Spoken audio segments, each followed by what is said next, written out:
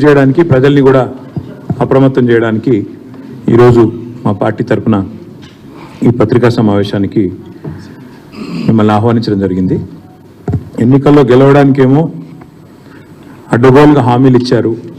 ఎన్నికల్లో గెలవడానికి, అధికారంలోకి రావడానికి నోటికొచ్చిన హామీలు ఇవ్వడం, దాదాపుగా మొత్తం కలిపినట్టయితే 420 హామీలు ఇచ్చి తర్వాత 6 గ్యారంటీలని మరి నమ్మబలికి 100 రోజుల్లో 6 గ్యారంటీలు, మిగతా 414 5 సంవత్సరాల కాలంలో చేస్తామని చెప్పి నమ్మబలికి, ఆనాడు టీఆర్ఎస్ పార్టీ అధికారంలో ఉన్నప్పుడు మరి ఏదైనా కార్యక్రమం తెస్తే దాని మీద నోటికొచ్చినట్టు మాట్లాడి ప్రజల్ని ఆ రోజు గందరగోళం చేసి మళ్ళీ ఈరోజు అవే పథకాలని అవే కార్యక్రమాలను కొనసాగించే ప్రయత్నం కాంగ్రెస్ పార్టీ చేస్తూ ఉన్నది.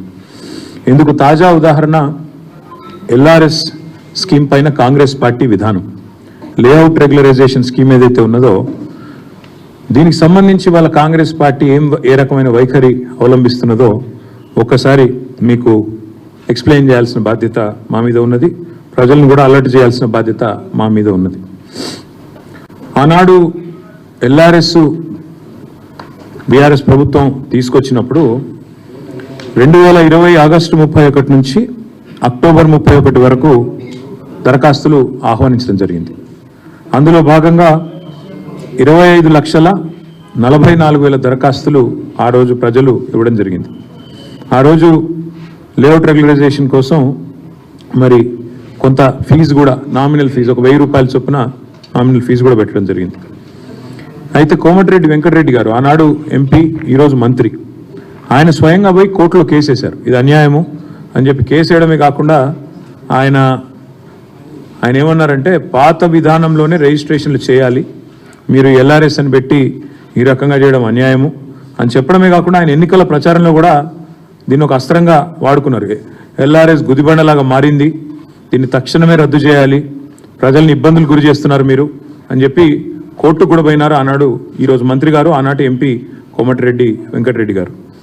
అదేవిధంగా ఆ రోజు టీఆర్ఎస్ ప్రభుత్వం మరి అప్పుడు ఇదే పద్ధతుల్లో ఈరోజు కాంగ్రెస్ ఏదైతే చెప్తున్నదో, కాంగ్రెస్ ప్రభుత్వం ఏదైతే చెప్తున్నదో అదే పద్ధతుల్లో కొన్ని మార్గదర్శకాలు వెలువరించి మరి ఎల్ఆర్ఎస్ క్రమబద్ధీకరణ చేయాలనే ప్రయత్నాన్ని ప్రభుత్వం ఆనాడు చేసింది.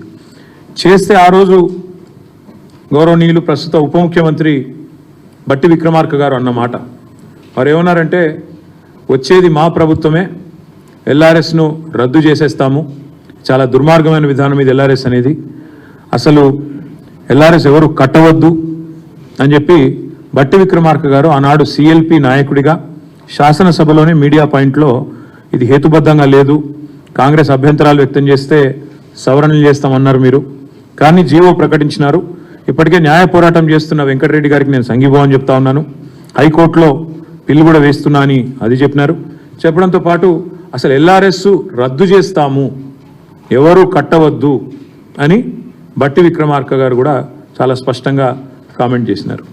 సరే, ఇక కాంగ్రెస్ పార్టీలో తలా ఒక నాయకుడు తలా ఒక మాట మాట్లాడతారు కాబట్టి ఉత్తమ్ కుమార్ రెడ్డి గారు ఆనాడు మాజీ పిసిసి ప్రెసిడెంట్, ప్రస్తుత మంత్రి గారు, ఆయన అన్న మాట ఏమంటే నో ఎల్ఆర్ఎస్ నో టీఆర్ఎస్, అసలు టీఆర్ఎస్ అనే పార్టీ ఉండకూడదు, ఎల్ఆర్ఎస్ అనేది కూడా మనం చేయకూడదు అని మాట్లాడుతూ ఉత్తమ్ కుమార్ రెడ్డి గారు ఏమన్నారంటే, ఆ రోజు మీకు వాళ్ళ వీడియో బయటలు కూడా చూపెడతాను మీకు నేను, ఆ రోజు అన్న మాట ఏంటంటే ఉత్తమ్ కుమార్ రెడ్డి గారు చాలా స్పష్టంగా టీఆర్ఎస్ను బహిష్కరించాలి, తెలంగాణకి వెళ్ళి ప్రజలెవరు ఎల్ఆర్ఎస్ కట్టొద్దు, కాంగ్రెస్ అధికారంలోకి వచ్చాక ఉచితంగా భూములను క్రమబద్ధీకరిస్తాం, ఉచితంగానే ఎల్ఆర్ఎస్కు ఏ ఫీజు లేకుండా చేస్తాము అని స్వయంగా ఉత్తమ్ కుమార్ రెడ్డి గారు అన్నమాట. ఒకసారి మీరు దయచేసి వారు ఏం మాట్లాడారో ఒకసారి నేను మీకు చూపెట్టే ప్రయత్నం చేస్తాను. ఇది ఎవరిది? ఇది బట్టి విక్రమార్క గారు.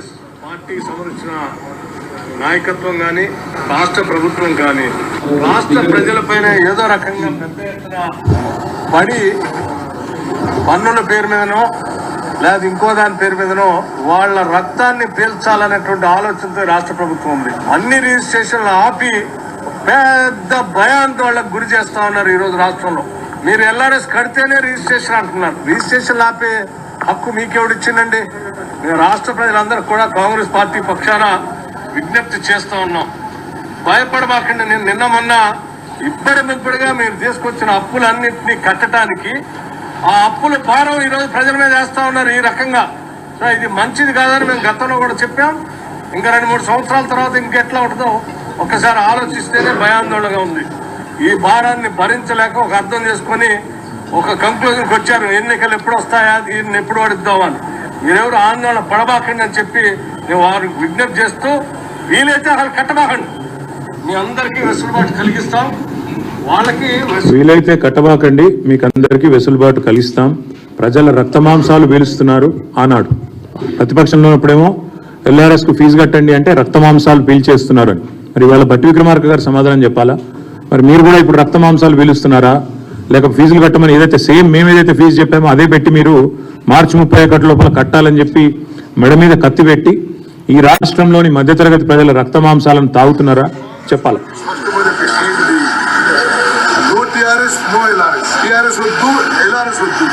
కాంగ్రెస్ ఏమొద్దు, మేము అధికారంలోకి వస్తాం, వచ్చినాక రెగ్యులరైజేషన్ ఉచితంగా చేస్తామని చెప్పి నో టీఆర్ఎస్ నో ఎల్ఆర్ఎస్, మేము కాంగ్రెస్ అధికారంలోకి వస్తాం, రాగానే ఉచితంగా, మళ్ళొకసారి వినండి, ఉచితంగా. కాంగ్రెస్ పార్టీ స్పష్టమైన పెట్టింది, no TRS no LRS. TRS వద్దు, ఎల్ఆర్ఎస్ వద్దు, కాంగ్రెస్ ఏమొద్దు, మేము అధికారంలోకి వస్తాం, వచ్చినాక రెగ్యులరైజేషన్ ఉచితంగా చేస్తామని చెప్పి మేము అధికారంలోకి వస్తాం, రాగానే ఉచితంగా చేస్తాం. ఇది ఆనాడు ఉత్తమ్ కుమార్ రెడ్డి గారు, ఇది సీతక్క గారు. ఎల్ఆర్ఎస్ పేరుతోటి కొత్త మళ్ళా అంటే దోచుకోవడానికి, దాచుకోవడానికి, ప్రజల దగ్గర చిల్లిగా అవ్వలేకుండా చేయడానికి ఇదొక నాటకం. ఈరోజు వీళ్ళు ముగ్గురు మంత్రులు, ఒకరు ఉప ముఖ్యమంత్రి, ఇద్దరు మంత్రులు, ముగ్గురు మంత్రులు సారీ, సీతక్క గారు, ఉత్తమ్ కుమార్ రెడ్డి గారు, కోమటిరెడ్డి వెంకటరెడ్డి గారు. కోర్టుకు పోయిన కోమటిరెడ్డి వెంకటరెడ్డి గారు మంత్రి, ఎల్ఆర్ఎస్ వద్దు అని, ఎల్ఆర్ఎస్ ఉచితంగా చేస్తామని చెప్పిన ఉత్తమ్ కుమార్ రెడ్డి గారు మంత్రి, ప్రజల దగ్గర చిల్లిగవ్వ లేకుండా దోచుకోవడానికే రుసుము పెట్టినారు అన్న సీతక్క గారు మంత్రి, ఎల్ఆర్ఎస్ అనేది అసలు కట్టవద్దు, ఇది కరెక్ట్ కాదు అని చెప్పిన మన బట్టి విక్రమార్క గారు ఉప ముఖ్యమంత్రి. నేను ఇవాళ ఈ ముగ్గురు మంత్రుల్ని, ఉప ముఖ్యమంత్రి గారిని, కాంగ్రెస్ పార్టీ ప్రభుత్వాన్ని ఇవాళ నేను సూటిగా అడుగుతా ఉన్నా. ప్రజల నుంచి 20,000 కోట్ల రూపాయలు తోలు వలిచి వసూలు చేయడానికి మీరేసిన ఎత్తుగడ ఇది కాదా? మీరు చెప్పిన మాటల్లో విశ్వసనీయత ఉంటే, మీరు ఆనాడు ప్రతిపక్ష పార్టీగా మీరు చెప్పిన మాటల మీద మీకే విశ్వాసం ఉంటే, ఇవాళ మరి ఈ రకమైన ఎల్ఆర్ఎస్ కార్యక్రమానికి మీరు ఎందుకు తెరదీశారు? మార్చి 31 లోపల ఖచ్చితంగా కట్టి తీరాలి అని మీరు ఏదైతే చెప్తున్నారో ఇది మరి ఎంతవరకు సమంజసం మీరే చెప్పాలా. ఎందుకంటే ప్రభుత్వంలో లేనప్పుడు, ప్రతిపక్షంలో ఉన్నప్పుడేమో ఫ్రీగా చేస్తామని చెప్పి ఊకదంపుడు ఉపన్యాసాలు ఇచ్చారు, ప్రజలకు అబద్ధాలు చెప్పి అధికారంలోకి వచ్చారు. ఎల్ఆర్ఎస్ మీద న్యాయ పోరాటం ఏమైంది? వెంకటరెడ్డి గారిది పిల్లి ఏమైంది చెప్పాలి. అందుకే మేము అనేది, బట్టి గారు చెప్పిన మాటలు వట్టి మాటలను తేలిపోయింది. అసలు ఎల్ఆర్ఎస్ కట్టవద్దని చెప్పింది ఉత్తదని తేలిపోయింది. ఉత్తమ్ కుమార్ రెడ్డి గారు ఫ్రీగా చేస్తాం ఎల్ఆర్ఎస్ అన్నారు, మరి ఆయన క్యాబినెట్లో ఉన్నారు. ఇవాళ ఆయన క్యాబినెట్, ఆయన ఏ మంత్రివర్గంలో అవుతున్నారో ఆ క్యాబినెటే ఎల్ఆర్ఎస్ కట్టాలని చెప్తా ఉంది. అదేవిధంగా సీతక్క గారు చిల్లిగవ్వలేదు ప్రజల దగ్గర అన్నారు, మరి వారు కూడా ఈరోజు సమాధానం చెప్పాలి. ఇవన్నీ తప్పకుండా ప్రజల తరపున మేము అడుగుతా ఉన్నాం, తప్పకుండా వారు మరి స్పందించాలని చెప్పి కూడా డిమాండ్ చేస్తూ ఉన్నాం. దాంతోపాటు ఆనాడు సరిగా ఇది ఎక్కువ కాలం కూడా కాలేదు, సరిగా సంవత్సరంన్నర కిందట ప్రతిపక్షంలో ఉన్నప్పుడేమో ఎల్ఆర్ఎస్ అనేది ప్రజలకు ఏమాత్రం లబ్ధి చేకూర్చేందుకు కాదు, ప్రభుత్వ ఖజానా నింపడానికి మాత్రమే మాట్లాడినారు. కానీ ఈరోజు మళ్ళీ నాలిక మడతేసి ఇష్టం వచ్చినట్టు ఉచితంగా చేస్తామని చెప్పి, అసలు కట్టవద్దని చెప్పి, న్యాయ పోరాటం చేస్తామని చెప్పి, టీఆర్ఎస్ వద్దు, ఎల్ఆర్ఎస్ వద్దు, టీఆర్ఎస్ వద్దు, కాంగ్రెస్ ఏం వద్దని చెప్పి, ఇవాళ అధికారంలోకి వచ్చిన 2 నెలల తర్వాత 20,000 కోట్ల రూపాయల భారాన్ని మధ్యతరగతి ప్రజల మీద మోపే ఏదైతే ప్రయత్నం ప్రభుత్వం చేస్తున్నదో దీన్ని తప్పకుండా విరమించుకోవాలి. ఫ్రీగా మీరు చెప్పినట్టు ఎల్ఆర్ఎస్ ఫ్రీగా చేయాలని చెప్పి రాష్ట్ర ప్రభుత్వాన్ని మేము డిమాండ్ చేస్తూ ఉన్నాం.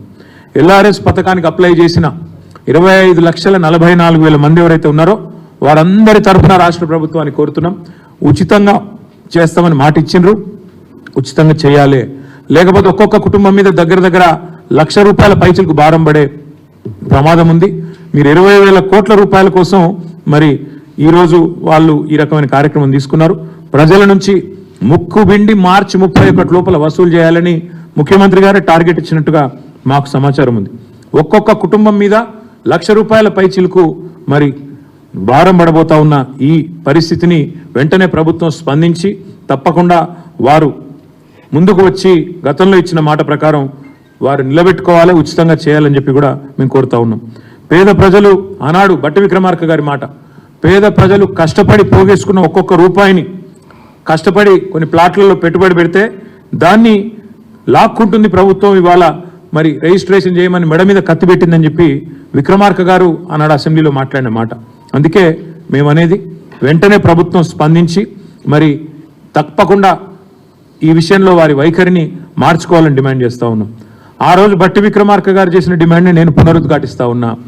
రిజిస్ట్రేషన్ ఆల్రెడీ అయిపోయింది, మళ్ళీ ఎల్ఆర్ఎస్ ఎందుకు కట్టాలి, అసలు ఎల్ఆర్ఎస్ కట్టకపోతే రిజిస్ట్రేషన్ ఆపే అధికారం మీకు ఎవడిచ్చిండు అనే మాట ఏదైతే అన్నారో నేను వారిని అదే గుర్తు చేస్తా ఉన్నా. ఉచితంగా రెగ్యులరైజేషన్ చేస్తామన్న ఉత్తమ్ కుమార్ రెడ్డి గారి మాటలు ఉట్టి మాటలా లేదా నిజంగా చిత్తశుద్ధితో చెప్పిన మాటలా, తప్పకుండా వారు సమాధానం చెప్పాలి అనే మాట కూడా నేను డిమాండ్ చేస్తా ఉన్నా. దాంతోపాటు ఆ రోజు ప్రతిపక్షంలో ఉన్నప్పుడు ఒకలాగా, అధికారంలో ఉన్నప్పుడు మరొకలాగా వ్యవహారం చేస్తున్న మీ తీరును కూడా ప్రజలు గమనిస్తున్నారు.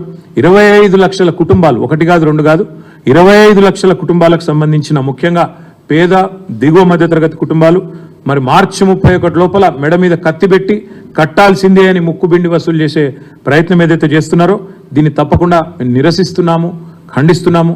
తప్పకుండా క్షేత్రస్థాయిలో పోరాటాలకు కూడా పిలుపునిస్తూ ఉన్నాం. ఒకవైపు ఇప్పటికే పంటలు ఎండుతూ ఉన్నాయి, నీళ్లు లేక పంటలు ఎండుతూ ఉన్నాయి. మరి ఒకవైపు రైతు కుటుంబాలు కానీ దిగువ మధ్యతరగతి కుటుంబాలు కానీ ఇబ్బందుల్లో ఉన్నాయి. కాబట్టి కాంగ్రెస్ పార్టీ గతంలో ఇచ్చిన హామీని నిలబెట్టుకోవాలని డిమాండ్ చేస్తూ, ఉచితంగా ఎల్ఆర్ఎస్ను అమలు చేయాలని డిమాండ్ చేస్తూ, గతంలో ఈ మంత్రులు మాట్లాడిన మాటలు వారికి గుర్తు చేస్తూ 6వ తారీఖు నాడు, ఈరోజు 4వ తారీఖు, 6వ తారీఖు నాడు అన్ని నియోజకవర్గ కేంద్రాలు రాష్ట్ర వ్యాప్తంగా, హైదరాబాద్లో హెచ్ఎండిఏ కార్యాలయం దగ్గర, అదేవిధంగా జిహెచ్ఎంసీ కార్యాలయం దగ్గర, హైదరాబాద్ కాడికేమో హెచ్ఎండిఏ జిహెచ్ఎంసీ కార్యాలయం, మిగతా అన్ని నియోజకవర్గ కేంద్రాల్లో ధర్నాలకు పార్టీ పిలుపునిస్తూ ఉంది. ఇది మరి ప్రజలు కూడా మాతో కలిసి రావాలని చెప్పి కూడా విజ్ఞప్తి చేస్తూ ఉన్నాం. ఎవరైతే 25,44,000 కుటుంబాలు ఉన్నాయో, దీనివల్ల నష్టపోయేవారు, దీనివల్ల ఇబ్బంది పడేవారు, వారందరూ కూడా మద్దతు చెప్పాలని చెప్పి కూడా మేము విజ్ఞప్తి చేస్తూ ఉన్నాం.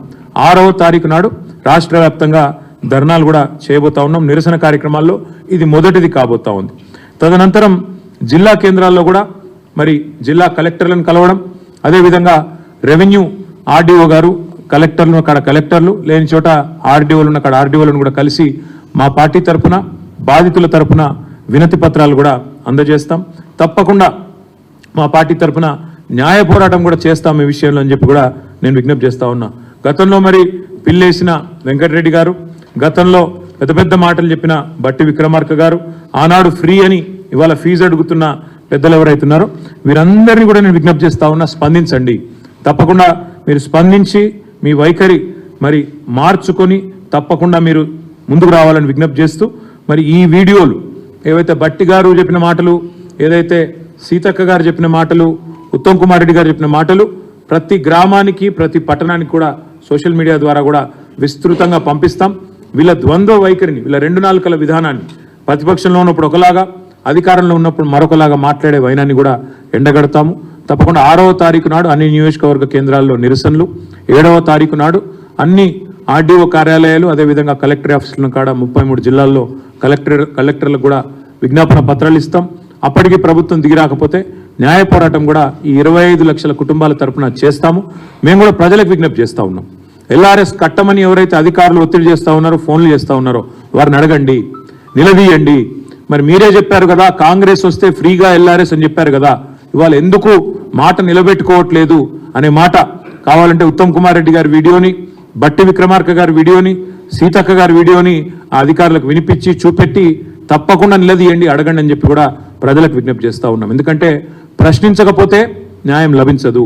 అధికారంలో రాగానే మాట మార్చిన కాంగ్రెస్ పార్టీ వైనాన్ని 25 లక్షల కుటుంబాలకు ఇవాళ ఒక్కొక్క కుటుంబం మీద ₹1,00,000 భారం మోపే ప్రయత్నాన్ని నిరసిస్తూ ఈ నిరసన కార్యక్రమాలను విజయవంతం చేయాలని చెప్పి బీఆర్ఎస్ పార్టీ క్యాడర్ మొత్తానికి కూడా విజ్ఞప్తి చేస్తూ, మీకు కూడా మీడియాకు కూడా దయచేసి సపోర్ట్ చేయాలని చెప్పి కూడా విజ్ఞప్తి. ధన్యవాదాలు.